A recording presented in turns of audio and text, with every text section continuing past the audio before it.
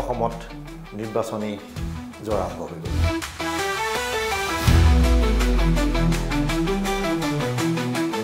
ৰাভা হাছং পঞ্চায়ত নিৰ্বাচন, বিটিআৰ নিৰ্বাচন আৰু সৰ্বশেষত অসম বিধানসভাৰ সাধাৰণ নিৰ্বাচন।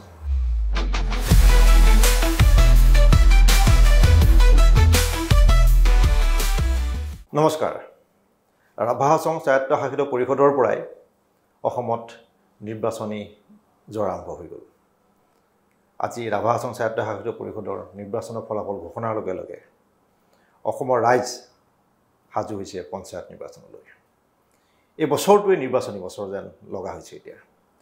ৰাভা হাছং পঞ্চায়ত নিৰ্বাচন, বিটিআৰ নিৰ্বাচন আৰু সৰ্বশেষত 2024 এই সময়ত ঠিক এপ্ৰিল মে এই সময়ত অনুষ্ঠিত হ'ব অসম বিধানসভাৰ সাধাৰণ নিৰ্বাচন।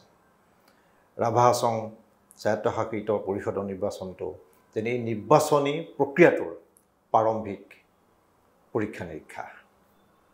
এই নিৰ্বাচনত কংগ্ৰেছৰ যি বিপৰ্যয়, ইয়াৰ পূৰ্বানুমান আমি সকলোৱে কৰিছিলোঁ। আমি সকলোৱে বিচাৰোঁ, যিসকল গণতন্ত্ৰত বিশ্বাস কৰে, যিসকলে বিচাৰে যে গণতন্ত্ৰত এটা শক্তিশালী বিৰোধী ৰাজনৈতিক শক্তি থাকিব লাগে, যাতে এখন চৰকাৰ বা ক্ষমতাত থকা মানুহসকলে নিজৰ ইচ্ছামতে যি মন যায় তাকে ক'ব নোৱাৰে, যি মন যায় তাকে কৰিব নোৱাৰে। তেওঁলোকে বেয়া পোৱাটো আইন বিৰোধী, ভাল পোৱাটো এই আইন, এই ধৰণৰ এটা ধাৰণা ক্ষমতাত থকা বেছিভাগ মানুহে, সকলো নহ'লে বেছিভাগ মানুহে তেনেকুৱা এটা ধাৰণা মানুহৰ মনত জাপি দিব বিচাৰে।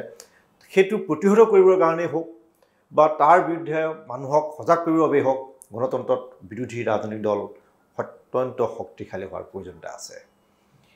এই আপাহতে আমি বিচাৰিছিলোঁ ৰাজ্যৰ বিৰোধী ৰাজনৈতিক দলসমূহে ৰাভা হাছং স্বায়ত্তশাসিত পৰিষদৰ নিৰ্বাচনত এখন যুদ্ধত অৱতীৰ্ণ হ'ব।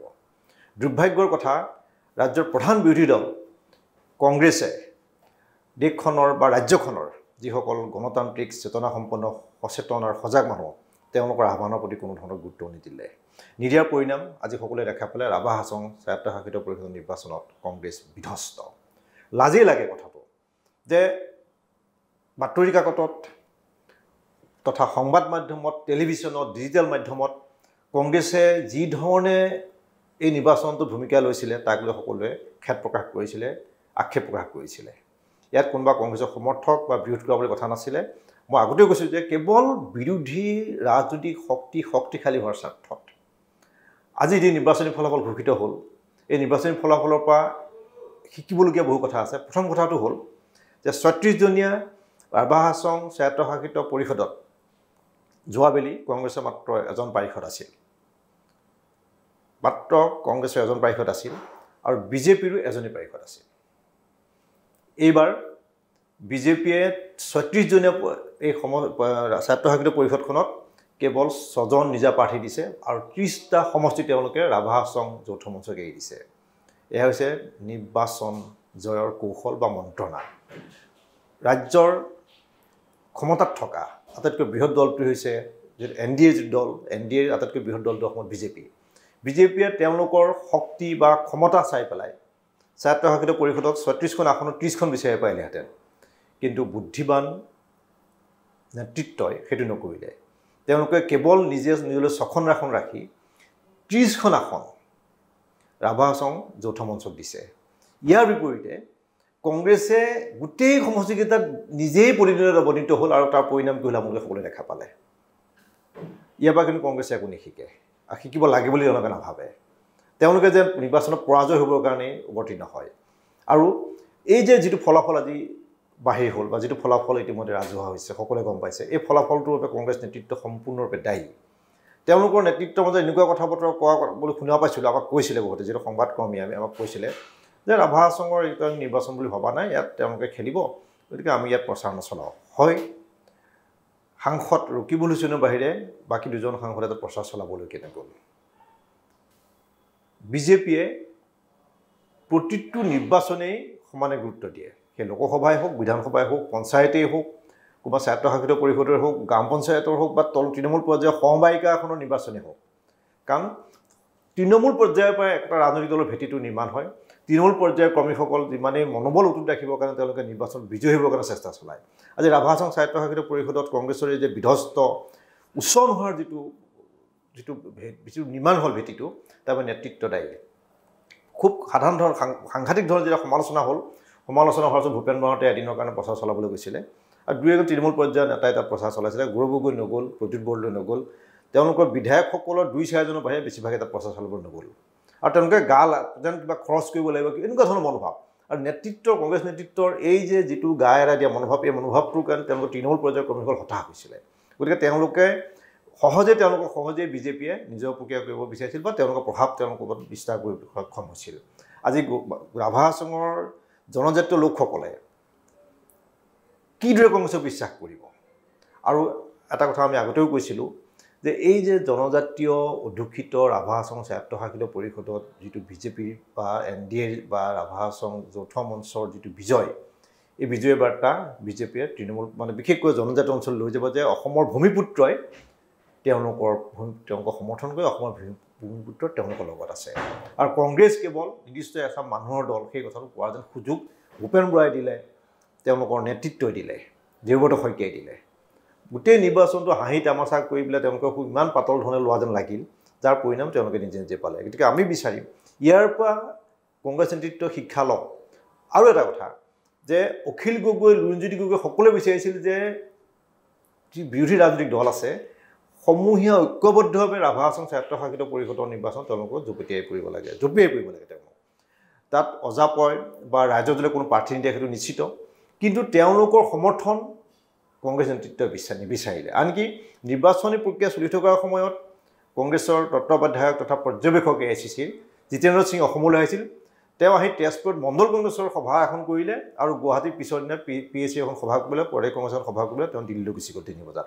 আৰু তেওঁ বোলে গমেই নাপায় যে ৰাভা হাছং স্বায়ত্তশাসিত পৰিষদৰ নিৰ্বাচন চলি আছে গতিকে এনেকুৱা নেতৃত্ব এনেকুৱা তত্ত্বাৱধায়ক এনেকুৱা পৰ্যবেক্ষক লৈ পেলাই কংগ্ৰেছ দলটো চলি আছে যিখন ৰাজ্যৰ তেওঁ তত্ত্বাৱধায়ক যিখন ৰাজ্যৰ তেওঁ পৰ্যবেক্ষক তাত ক'ত কি নিৰ্বাচন যে তেওঁ গম নাপায় জিতেন্দ্ৰ সিঙৰ ভূমিকাক লৈ মানুহ হতাশ লাহে লাহে যেন সন্দেহৰ অৱতাৰণা হ'ব লৈছে যে জিতেন্দ্ৰ সিং কি তেওঁ কংগ্ৰেছক বিজয়ী কৰাটো বিচাৰে নিবিচাৰে আৰু কংগ্ৰেছৰ হাইকমাণ্ডক আমি ইয়াৰ জৰিয়তে বাৰ্তা দিব বিচাৰিছোঁ যে জিতেন্দ্ৰ সিং ইয়াত দিয়াৰ পাছৰ পৰা ধাৰাবাহিকভাৱে প্ৰতিটো নিৰ্বাচনত কংগ্ৰেছৰ পৰাজিত হৈছে কংগ্ৰেছ হাৰিছে আৰু অত্যন্ত বেয়াকৈ দুখ লগাকৈ হাৰিছে লাজ লগা ধৰণে হাৰিছে তাৰপাছতো কিন্তু হাইকমাণ্ডে একদিনৰ বাবেও জিতেন্দ্ৰ সিঙক জবাবদিহি কৰা নজিৰ নাই কাৰণটো কি তাৰ অসমক লৈ তেওঁলোক যেন কোনো ধৰণৰ গুৰুত্ব নাই অসমক কি হৈছে তেওঁলোকৰ ধৰণৰ কোনো ধৰণৰ গুৰুত্ব তেওঁলোকে দিব নিবিচাৰে আৰু ইয়াৰ পৰিণাম আমি পঞ্চায়ত নিৰ্বাচনতো পাম যি ধৰণৰ মুখৰ কথা বা সংবাদ মাধ্যমৰ বুমটো দেখা পালে বা সাংবাদিকক দেখা পালে যি ধৰণৰ আস্ফালন কৰা হয়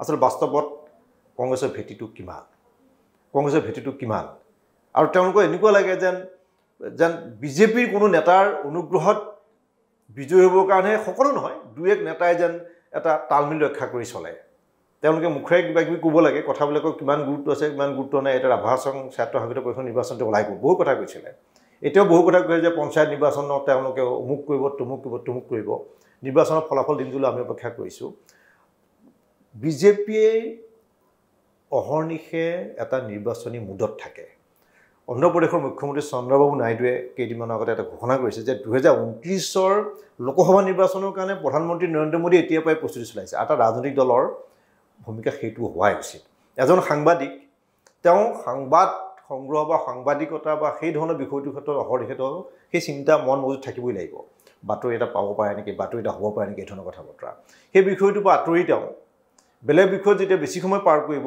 তেতিয়া তেওঁ সাংবাদিক হিচাপে কিমান দূৰ সফল হ'ব বা বিফল হ'ব সেইটো আপোনালোকে জানে যে এটা ৰাজনৈতিক দল কংগ্ৰেছৰ সেৱা দললৈকে তেওঁলোকৰ সংগঠন আছিল বিজেপিৰ যিদৰে RSSৰ পৰা আদি কৰি যিবোৰ গণভিত্তিত থকা সংগঠন আছে কংগ্ৰেছৰ আছিল কিন্তু সেই সংগঠনবোৰ কিমান ধৰণে সক্ৰিয় আপোনালোকে নিজেই গম পাইছে কিমান ধৰণে তেওঁলোকৰ কামত NSY যুৱ কংগ্ৰেছ কিমান ধৰণে সক্ৰিয় যুৱ কংগ্ৰেছৰ সভাপতি কোন বহুতে নাজানে NSY সভাপতি কোন বহুতেই নাজানে কাৰণ তেওঁলোকৰ সক্ৰিয়তা জনসমাজৰ মাজত তেওঁলোকৰ কাম কাজ মানুহে দেখিবলৈ পোৱা নাই মহিলা কংগ্ৰেছৰ সভানেত্ৰী মীৰা বৰঠাকুৰক দেখা পায় তেওঁ বিভিন্ন বিষয়ত লাগি ফুৰিছে কিন্তু ভূপেন বৰাক জানে তেওঁ সংবাদ মাধ্যমৰ সময়ত বিভিন্ন ধৰণৰ কথা বতৰা কৰিছে দেৱব্ৰত শইকীয়া বিধান দলৰ দলপতি বা বিৰোধী দলপতি বুলি জানে কিন্তু সামাজিক ক্ষেত্ৰখনত চৰকাৰখনক কাবু কৰিব পৰাকৈ চৰকাৰখনক মুখ বন্ধ কৰিব পৰাকৈ তেওঁলোকৰ কোনো ধৰণৰ কথা বা কাম কাজ তেনেধৰণে দেখিবলৈ পোৱা নাই।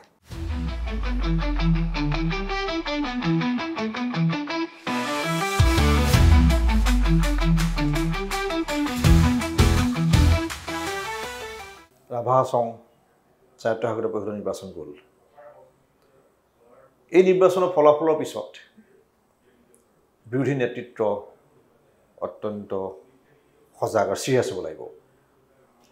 ৰাইজৰ দলৰ সভাপতি অখিল গগৈয়ে এটা কথা কৈছে যে পঞ্চায়ত নিৰ্বাচন বিৰোধী দলবোৰে ভাগ ভাগকৈ খেলাটো মূৰ্খামি হ'ব। অসম জাতীয় পৰিষদৰ সভাপতি লুৰিণজ্যোতি গগৈয়েও চৰকাৰৰ প্ৰতি বিশেষ চৰকাৰ যদি এই চৰকাৰখনক বাধা দিব বিচাৰে, বিজেপিক যদি তেওঁ প্ৰতিৰোধ কৰিব বিচাৰে, তেতিয়াহ'লে কৈছে যে বিৰোধী ৰাজনৈতিক দলবোৰ ঐক্যবদ্ধ হোৱাটো উচিত। কিন্তু কংগ্ৰেছে এতিয়াও নিৰ্বাচন অকলেই খেলাৰ এটা একলা চলৰে নীতি লৈছে যেন তেনেকুৱা লাগি আছে। কংগ্ৰেছে পঞ্চায়ত নিৰ্বাচনক লৈ যি ধৰণে তৎপৰ হ'ব লাগিছিলে, বিৰোধী ৰাজনৈতিক দলবোৰৰ লগত আলোচনা কৰিব লাগিছিলে, কিদৰে আগুৱাই সমূহিত কৰ্মসূচী যোগিতাব লাগিছিলে। বিৰোধী দলৰ হাতত বহুত বিষয় আছে। মানুহৰ বাক স্বাধীনতাৰ কাহিনীৰ অভিযোগ উঠিছে। সাংবাদিকৰ ক্ষেত্ৰত চৰকাৰখনে কি ধৰণৰ ভূমিকা গ্ৰহণ কৰিছে সকলোৱে দেখা পাইছে। অৰুণোদয় আঁচনিখনৰ বাহিৰে সাধাৰণ মানুহৰ কি অৱস্থা হৈছেগৈ। বিভিন্ন ক্ষেত্ৰত বিভিন্ন মানুহে নিবনুৱা সমস্যাৰ ৩৬ লাখৰ ঘৰ চোঁ হৈছে। আৰ্থিক দুৰৱস্থা, আৰ্থিক অনাটনত পৰি পেলাই দৈনিক এখন বাতৰি ওলাই আছে যে আত্মহত্যা কৰিবলগীয়া হৈছে মানুহে। বিভিন্ন ধৰণৰ ১২৫০ টকাই এটা পৰিয়াল বা এখন ঘৰলৈ ইমান দূৰ সকাহ দিব এটা বিষয়। চৰকাৰে সকাহ দিব বিচাৰিছে, কিন্তু তাৰ বাবে আমাৰ আজিৰ তাৰিখতো বিজেপি চৰকাৰে অসমত 10 বছৰ সম্পূৰ্ণ হ'বলৈ গৈ আছে, কিন্তু শক্তি বিদ্যুৎ খণ্ডত আমাৰ শোচনীয় অৱস্থা। বিদ্যুৎ উৎপাদন কৰিব পাৰে, এটকা ৰেহাই দিছে প্ৰতি ইউনিটত, কিন্তু সিফালে টোল কৰ বাঢ়িছে 10 টকা পৰ্যন্ত ৰাজ্যত। বিভিন্ন ক্ষেত্ৰত টোল কৰ 10 টকা পৰ্যন্ত বৃদ্ধি পোৱাৰ লগে লগে গোটেই বস্তু বাহানি বিভিন্ন ধৰণৰ সকলোৰে দাম বাঢ়িছে। গাড়ী যাত্ৰী ভাড়া বাঢ়িব, সকলোৰে ইয়াৰ প্ৰভাৱ পৰিব, প্ৰত্যক্ষ প্ৰভাৱ পৰিব। এই কথাবোৰ মানুহক বুজাব পৰাকৈ বিৰোধী নেতৃত্ব কিয় হ'ব পৰা নাই? আৰু মুখ্যমন্ত্ৰী হিমন্ত বিশ্ব শৰ্মাই এটা বিষয়লৈ যি ধৰণৰ নেৰেটিভ সৃষ্টি কৰিব পাৰিছে, সেই ধৰণৰ নেৰেটিভ সৃষ্টি কৰিব পৰা মানুহ বিৰোধী পক্ষত নথকা মানুহ আছে। মই নাম কৈ নিদিওঁ, আজি আছে নেতা, তেনেকুৱা নথকা নহয়। কিন্তু কংগ্ৰেছে সেইসকল নেতাক ব্যৱহাৰ কৰাত যেন বিফল হৈছে। কংগ্ৰেছৰ সহযোগী হ'বলৈ যিকেইটা ৰাজনৈতিক দল ইচ্ছুক, সেই দলবোৰক ব্যৱহাৰ কৰক। বিশেষকৈ উজনি নামনিত এই দলবোৰে এটা বিভিন্ন ধৰণৰ প্ৰভাৱ বিস্তাৰ কৰিব পাৰিব। আৰু সামূহিক যিটো শক্তি, কংগ্ৰেছৰ লগত থকা যিটো যে অখিল গগৈ, লুৰিণজ্যোতি গগৈ, অজিত কুমাৰ ভূঞাকে ধৰি এই যিটো শক্তি, এই শক্তিটোৱে ভোট গঢ়াত অৰ্থাৎ কংগ্ৰেছক বেছি সহায় কৰিব। আৰু ভোটাৰৰ মাজত তেওঁলোকে এটা বাৰ্তা লৈ যাব যে ঐক্যবদ্ধ, বিৰোধী শক্তি ঐক্যবদ্ধ। পঞ্চায়ত নিৰ্বাচনত ভাগকৈ খেলিব। আকৌ যদি কংগ্ৰেছে এটা পৰীক্ষা কৰি চাব বিচাৰিছে যে আমাৰ শক্তি কিমান, সেই শক্তি বিগত 10 বছৰ নিৰ্বাচনকেইটাতে প্ৰমাণিত হৈছে ক'ত কিমান শক্তি তেওঁলোকৰ। জনজাতীয় আজি ৰাভা হাছঙত তেওঁলোকৰ পৰাজয়, তেওঁলোকৰ যিটো বিধ্বস্ত হোৱাৰ যিটো বাৰ্তা, সেই বাৰ্তা ভূমিপুত্ৰই বিধ্বস্ত কংগ্ৰেছক প্ৰত্যাখ্যান কৰা বুলি সেই বাৰ্তা বিজেপিয়ে নিশ্চয় নিব। এই বাৰ্তা তেওঁলোকে BTRতো দিব, এই বাৰ্তা তেওঁলোকে পঞ্চায়ত নিৰ্বাচনত দিব। গতিকে কংগ্ৰেছ কৰ্মীসকলৰ মনোবল ইয়াৰ ওচৰত কিদৰে অটুট থাকিব? গতিকে এই সন্ধিয়া আমি এটাই আহ্বান জনাম, কংগ্ৰেছ নেতৃত্ব ভূপেন বৰাক, দেৱব্ৰত শইকীয়াক, গৌৰৱ গগৈ, প্ৰদ্যুৎ বৰদলৈ, ৰকিবুল হুছেইন, তেওঁলোকৰ বিভিন্ন নেতাসকলক যে বাস্তৱলৈ উভতি আহক, মাটিত ভৰি থৈ ৰাজনীতি কৰক। ৰাজনীতি পাৰ্ট টাইম গেম নহয়, তেওঁলোকে ব্ৰেড এণ্ড বাটাৰ ৰাজনীতি।